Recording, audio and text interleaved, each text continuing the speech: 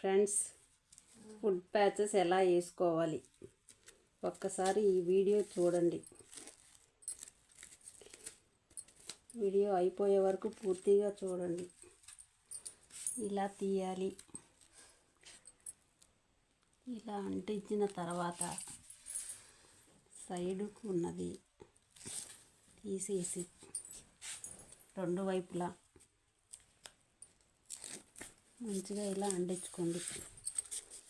మనకి ఇది ఎవరు